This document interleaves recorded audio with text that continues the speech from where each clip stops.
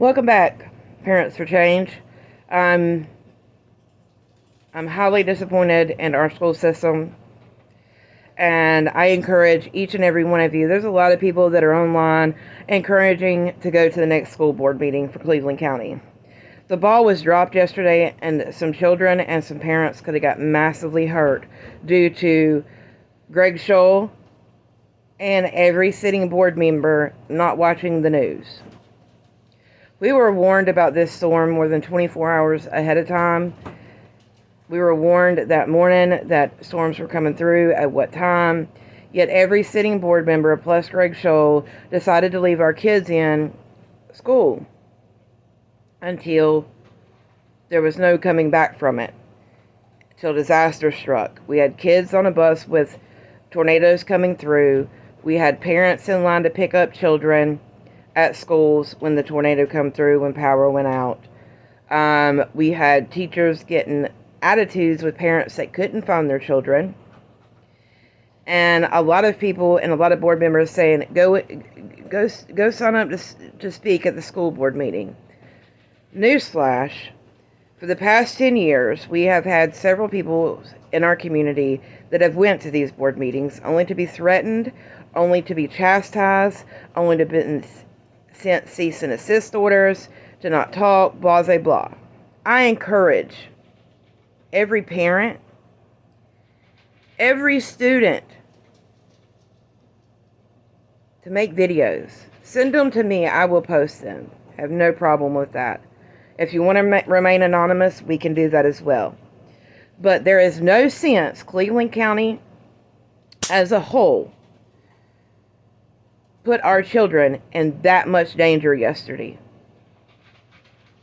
And then the tech lady at Burns wants to get mad at me because I can't find my child. It's not my fault you're an idiot. It's not my fault nobody in a position of power said, you know what, look, there's some bad storms coming through right when we dismiss. Maybe we should dismiss a couple hours early. And a lot of people are going to pass blame with this, with Cleveland County, okay? They're all going to say, well, I didn't know, or, oh my God, I'm so sorry. That doesn't fix it. Because we could have had a death yesterday that could have involved a parent, that could have involved a child, that could have involved a teacher, etc. because of poor planning.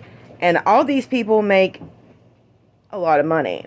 Let's start at the top. Stephen Fisher makes $209,000 a year. But yet our teachers can't even make 40. We have huge problems. And it's not like here in Cleveland County we didn't have extra days to take, teacher work days, extra hours that were available. So all this was done with no discretion to our children and their livelihoods, or anybody else's for that matter. Like I said, I encourage each and every one of you, I don't care if you live in North Carolina, I don't care if you live in Cleveland County, if you want to expose the schools doing something ridiculous, send it my way. I will post my email. You can send it to me via email. But we as parents, we as people, we can't go sit in board meetings when somebody can hit a gavel and say, shut up, and threaten us with being locked up because they don't like what we have to say. I'm not that type of parent. You ran on morals, each and every one of you that are sitting on that school board. You ran on morals, you ran on Christian morals, you ran on the aptitude that you had our children's best interest at your heart.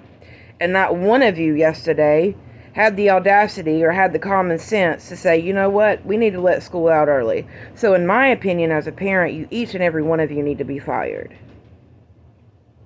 Because nobody would answer their phone either when parents were trying to find their children. And this no cell phone policy made it even harder to find our children. I want somebody to argue with me on this, because I'm sorry. When it comes to my child, I don't care who you are. These schools have gotten by with murder. They have gotten by with taking money and not putting it where it's supposed to go. A lot of the money that was federally sent for Cleveland County schools went to the college None of it's going where it needs to go. It's going into the pockets of our sitting board members and to the superintendent. And if any one of y'all want to come on this post, I encourage you to show your tax returns for the last 5 to 10 years. And then we'll have a discussion. Because I guarantee you, since you become a sitting board member, you have raked in the dinero. And with raking in the dinero means that you don't want to ruffle any feathers up above. Well, I'm sorry, you work for the parents and the taxpayers, and you dropped the ball yesterday, dropped the ball majorly, and y'all all deserve to pay for it. And we can't hold you accountable. We can't hold you accountable to the next election. But we as parents, now, parents, listen to this. In the state of North Carolina, your kid misses over 8 days. Guess what the schools have the ability to do? Take your butt to truancy court and get DSS involved. 8 days. 8. A kid having the flu, they're out sometimes 8 days. Well, guess what, honey? You can go to truancy court for that. Let them get sick twice. So they want all control of our children and what we do and how our children are supposed to be at school, all this, blah, blah, blah. But they don't want no have no accountability. They don't want to have to answer to nothing. Shut that. That is completely backwards. I do apologize. My child has no decency that the power just came back on 30 minutes ago and she tried to open up the freezer, so I do apologize. I had to tell her. But with that all being said, folks, you need to voice your opinion, and don't voice your opinion at a board meeting. It's not going to go nowhere. Voice your opinion here. Make a video. Put it on YouTube. Put it on TikTok. Put it on Facebook. Let's go viral. Let's make these people look like the asses they truly are. Because, I'm sorry, our children's life matter. And they clearly didn't matter to you yesterday. Peace out.